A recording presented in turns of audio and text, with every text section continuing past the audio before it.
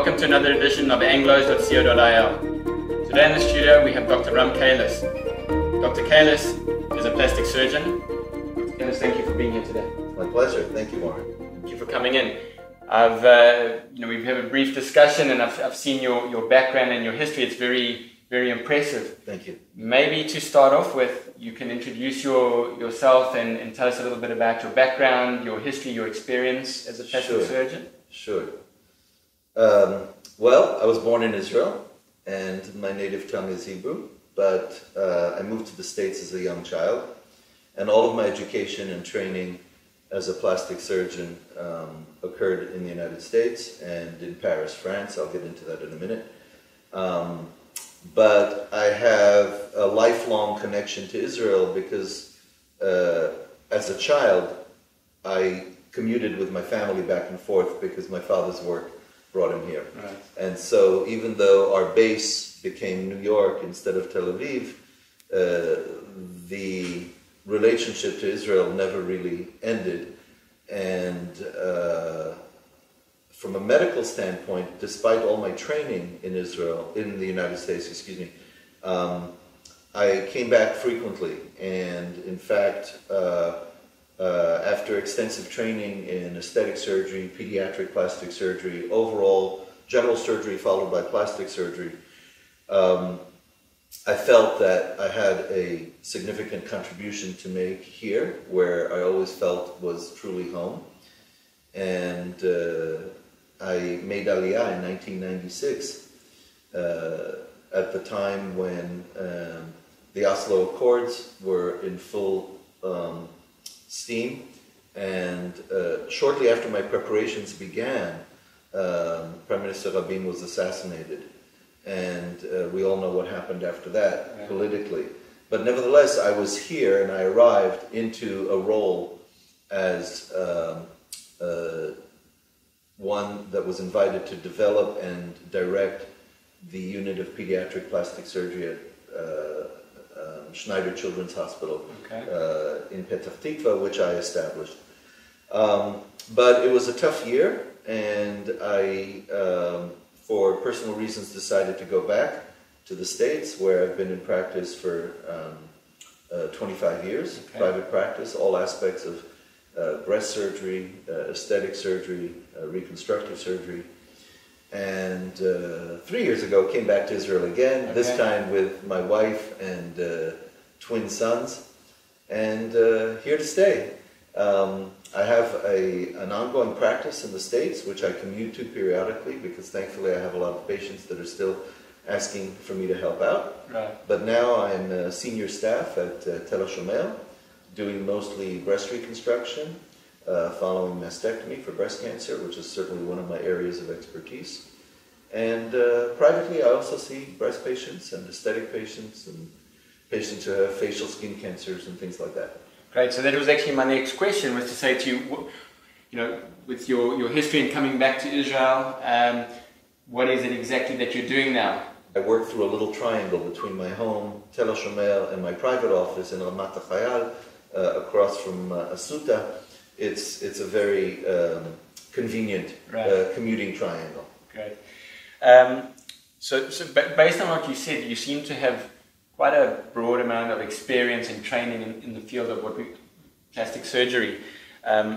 Is there a particular field that you have you would say you have a certain expertise in? Right. So the good news and the bad news.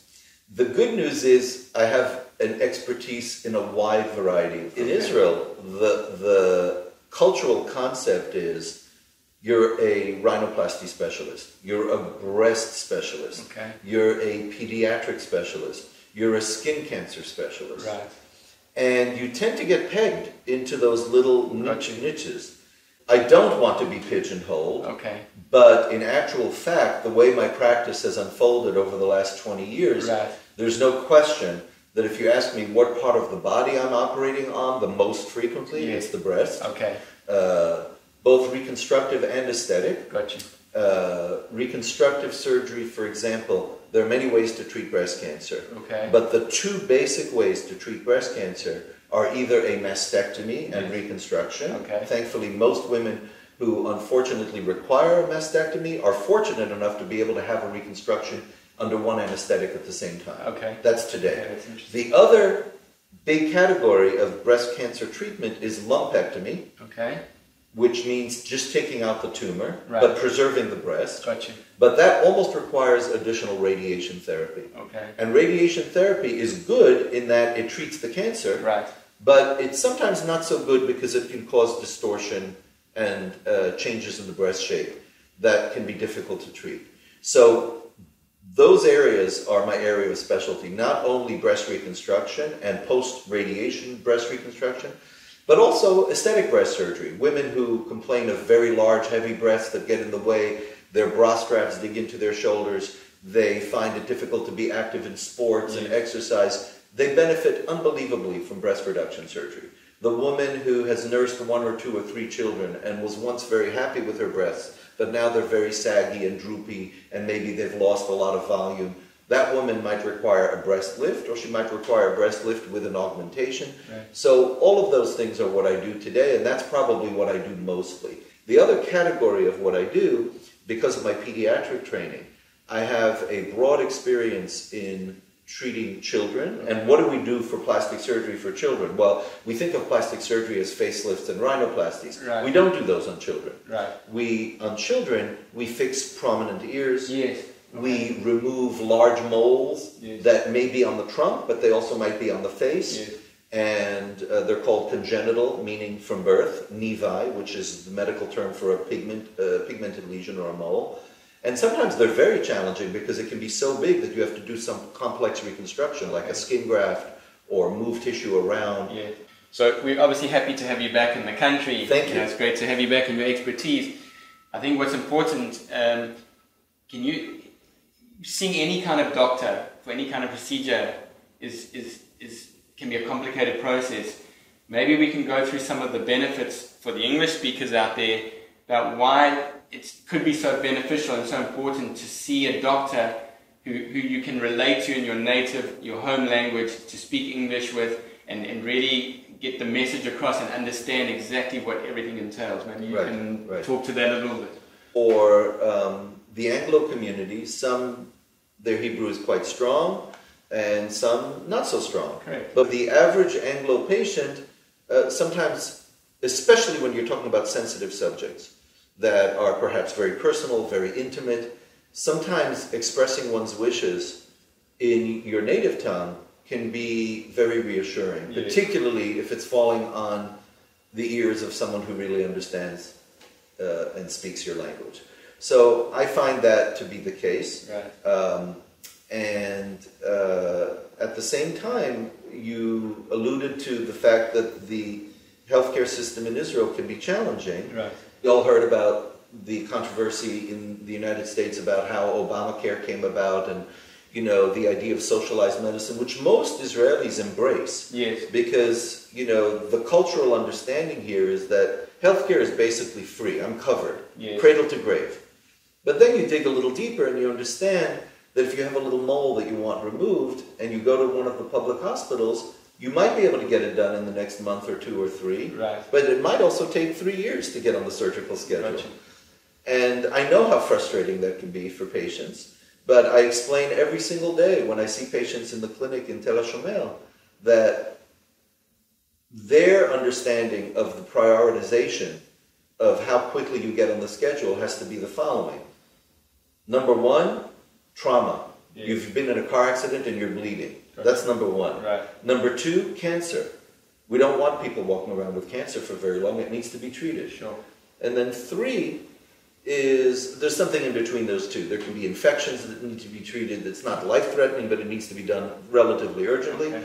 And then the shigrati, which is the routine, that sort of goes to the end of the line. And unfortunately, because it can be long waits, some people prefer to sort of get their need taken care of sooner. And that can be through one of the Kupot or through their private insurance. And so we have 2 parallel systems. We have the public system, which is essentially 100% free. Right.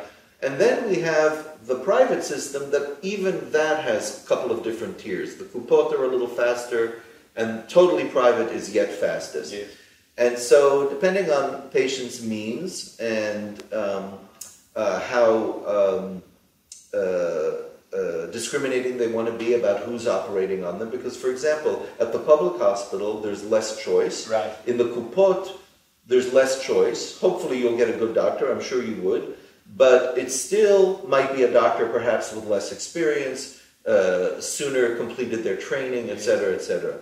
So one has to be a sort of a discriminating researcher. Just as we're consumers for products that we buy, we actually have to be educated consumers for healthcare as well. Absolutely. So just in that regard, now that you've touched on it briefly, in terms of plastic surgery,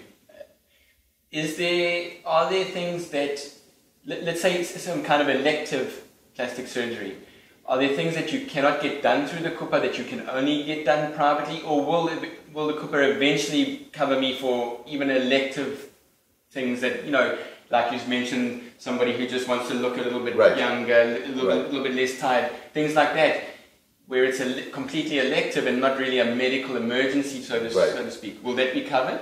So, the question is simple, the answer is more complex. The word you used was elective. Yes. And I want to correct you. The word I think you mean is cosmetic. Exactly. Elective means we can schedule this anytime. Okay. And if someone needs their knee arthroscope, that's elective. Right. But it's not cosmetic because they're limping with pain. They need it, right? So they need this operation, but it's elective in that it can be done in a month and it can be done in 3 months. Okay. Cosmetic surgery is certainly elective. Right. But it's also cosmetic, which means that the vast majority of the Kupot and the private insurance won't cover it, but, there's a but here, some of the premium plans, I think Maccabi Sheli, there are a couple of others, some of the premium plans will offer certain benefits to the patient, but you would still have to go to one of the doctors on their list. Got you. And if you seek a purely private plastic surgeon, which I happen to be, then it's not really through any of the Kupot. Right. But sometimes, depending on the insurance plan, and this is for the patient to discover, I decided I want to see Dr. X for some plastic surgery. Will I have any benefits? And that's very individual plan dependent. Got you. So I know, we talk about this concept of plastic surgery, and you've touched on a lot of different things that you do and things that are available. Can you maybe just explain to us a little bit more clearly? Sometimes when we think of plastic surgery, we think of people in Hollywood getting, work done, or we think of, unfortunately, a kid in an accident getting some work done that they won't have to carry with them the rest of their lives. Can you just explain what this concept of plastic surgery is? Absolutely. So there's a lot of confusion about this on the public side. And there's not only plastic surgery, there's a word called cosmetic surgery, there's a word called reconstructive surgery, and there's another word today called cosmetic medicine, which obviously says not surgery but medicine. So let me sort of put some order into all of this. So a plastic surgeon, a board-certified plastic surgeon, is someone who has been trained in both reconstructive surgery, such as repairing a cleft lip, or taking care of burns, or taking care of somebody who was injured in a car accident with either bad cuts or broken bones or both of the face usually. And that's all under the realm of reconstructive plastic surgery. Cosmetic plastic surgery is what you touched on. Someone who wants a facelift, someone who wants to take care of their droopy eyelids, someone who doesn't like their redundant neck, someone who feels they have weak cheekbones or a weak chin, someone who feels like they may have lost a little weight and all of a sudden their face is sagging, someone whose breasts are drooping. That's all under the guise of cosmetic surgery. It's still elective, as we mentioned earlier, but it's purely cosmetic. So most plastic surgeons have been trained in reconstructive surgery, and eventually as their practices mature, they move toward, on the private side, more cosmetic procedures. In the hospital, in the public system, we generally don't do cosmetic surgery. We do mostly reconstructive surgery, but there's some overlap. For example, we do transgender surgery. We do correction of scar disfigurement. So what I try to tell all patients who are trying to understand what plastic surgery really means, First of all, the word plastic surgery doesn't have anything to do with foreign material. Right. Like plastic. Yeah, absolutely. We use implants, such as a breast implant, or a silicone implant, or a porous polyethylene implant. We use all kinds of suture material. But that's not where the word comes from. It actually comes from the Greek root, which is plastikos.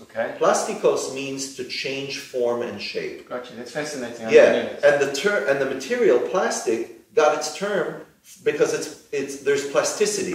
It's mobile, it's movable, it's transformable, it's changeable. So that's where the word plastic surgery comes from. Now, it's very important to understand, from my perspective, on planet Earth, where most of us live, appearance matters. Right. Now, we can argue all day long, more philosophically over coffee, whether or not that's a good thing or a bad thing. Right, but it's what it is. It's definitely culture specific. Yes. For example, we all know that certain more primitive tribes in Africa or in the Andes will have a different aesthetic, cosmetic, what is beauty? Appearance, concepts of beauty, etc. But it's still related to appearance. Right. So clearly it's culturally dependent. But let's sort of focus on our culture here. And even within our microcosm of Israel, which is very complex with multi-ethnicities, we still have unique concepts of appearance, what is aesthetic and what isn't. However, what's important to understand is that appearance lies on a spectrum. What do I mean by that? None of us would disagree that abnormal appearance should be normalized. Right. Now, is that abnormal appearance from a congenital birth defect? Is it from a burn scar? Is it from an accident?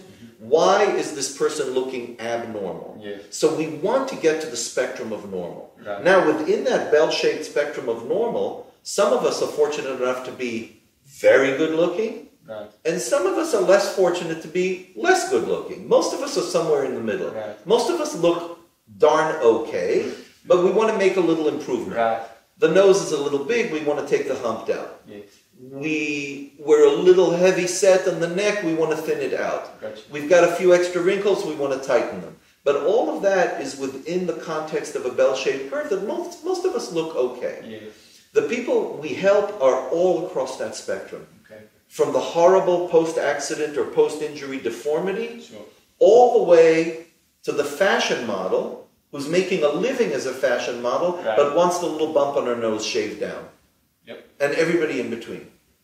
So what I love about what I do is there's a lot of psychology involved. Yes. Because we have to understand what's bothering this patient. Right. And we also have to be very smart about who we shouldn't operate on. And let me give you an example. We talked about appearance mattering. Well, there is a condition called body dysmorphic disorder, under which a lot of people know the specifics like anorexia. That's a very common one. Yeah. This has to do with distorted concepts of self-image. Yes. And so what we don't want to do is operate on someone who might have some emotional needs that need correction. Right. Now, all of us have emotional needs. We're very complex entities, us human beings. Yep. And if we see something in the mirror that bothers us, that's what's bringing us to the plastic surgeon's office. Right. That doesn't mean there's anything wrong with you. It means you have a concern that you would like corrected. Yeah. So our job as plastic surgeons is to figure out who's a good candidate for surgery. And thankfully, most people are. Yes. Most people are coming in very level-headed. They have a reasonable complaint. Yes. And they want it corrected. And if we can help them, we do. And so it's very gratifying because we're mostly working on improving patients' quality of life. Gotcha. We're also doing life-saving work when it comes to treating patients with skin cancers such as melanoma or breast cancer. But again, it's a spectrum. Gotcha. Can you just explain to us what revision surgery is and why it's so important? Absolutely. So a lot of people think that when they have a primary problem and they need it treated, and they have it treated, even in the hands of excellent plastic surgeons, sometimes they may be unhappy with the outcome. Gotcha. And they should not automatically assume that what they have is permanent and unalterable. It is alterable. Okay. If someone is unhappy with the outcome of their surgery, whether it didn't meet their expectations, or it's changed over time. Yeah. And the breast is a perfect example. You know, the breast is affected by many, many factors. Right. Age, hormones, gravity, pregnancy, skin quality, all of the genetics, all of these things can affect the way a woman's breasts look. So even though a woman may have had some cosmetic enhancement surgery or reconstructive surgery for a tumor, she may or may not be happy with that outcome in the beginning, and over many years it might have changed. Right. And it doesn't have to take many years. Maybe she had a result and she's just not happy. Right. So revision surgery is something that can always be looked at for the patient who may or may not be, who may not be happy with her outcome from surgery, and not necessarily assume that's all there is. Okay, so nothing's undoable. Almost nothing is undoable. Okay, so basically the idea is you don't have to just live with it after the fact. Absolutely. Patients should remember that their original reason to see a plastic surgeon was to improve their quality of life. Yes. If the outcome fell short of their expectations, they shouldn't give up. They should continue to seek more information on whether or not there's anything else that can be done to improve it. Got you. Maybe before we finish off, are there some kind of, can you give us some tips or some advice to somebody who's thinking about plastic surgery or somebody who's looking into it, maybe? Sure. So there are many different ways a patient will arrive at a plastic surgeon's office. They may have had a friend who had a good experience. That's terrific. Yeah. They may have found them on the internet and read some good reviews. They may have seen some pictures of before and after. I think all of those elements are very important. I think the most important element is the connection with their plastic surgeon. Okay. If they arrived in the office and feel confident about their experience, they feel as though their plastic surgeon understands their wishes, their needs. And this is where the language comes in. And that's where language absolutely comes in. I think they need to feel confident. And one of the reasons a patient is going to feel confident is by getting all of their questions answered. So, you know, Israelis don't have patience for a lot of dawdling. Yes. They're sort of, let's get it done. Right. That's the attitude much more in Israel. Yep. And I respect that. Right. But with more sensitive subjects, you can't wrap a consultation up in 10 minutes. And I feel that it's extremely important that the doctor do the educating. Great. Doctor, thank you so much for being with us today. It was really informative. We really enjoyed it. And thank you for watching.